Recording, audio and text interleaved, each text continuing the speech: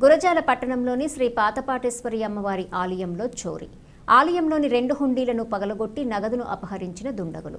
వరుసగా దేవాలయాలను టార్గెట్ చేసిన దుండగులు నిన్న పిడుగురాలపట్నంలో మార్కెట్ యార్డ్ వద్ద ఉన్న ప్రసన్నాంజనేయ స్వామి దేవాలయంలో చోరీ మరవక ముందే ఈ రోజు అమ్మవారి దేవాలయంలో చోరీ.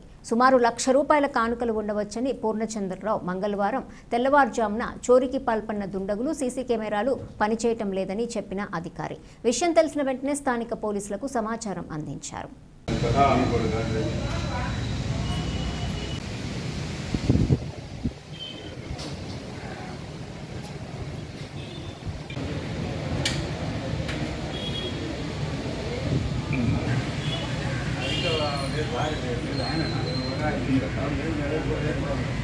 ఉంటాయి అన్నమాట. టైం ఉంది కాబట్టి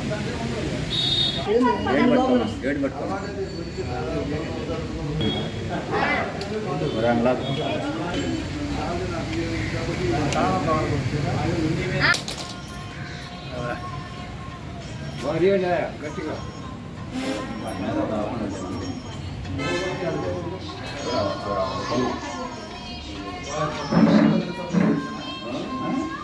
సప్లై చేస్తాం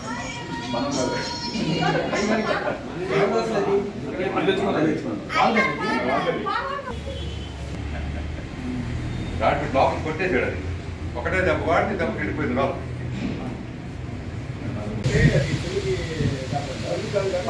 పాతపాటేశ్వరమ్మ దేవస్థానంలో ఈరోజు అంటే నిన్న అర్ధరాత్రి దొంగలు 2 హుండీలు ఉంటాయి మాకు. ఈ 2 హుండీలని బ్రేక్ చేసి నగదుని దొంగిలించినట్టు తెలుస్తుంది. ఉదయం మా స్వీపరు తాళం తీసుకొని శానిటేషన్ వర్క్ చేసుకోవడానికి చూసినప్పుడు అటెండర్కి ఫోన్ చేయడం జరిగింది. తలుపులు తాళాలు తీసినట్టు మాకు సమాచారం అందించారు. ఈలోపు సమాచారం అందుకున్న వెంటనే స్థానిక పోలీస్ స్టేషన్ వారికి నేను ఓరల్గా సమాచారం అందించాను.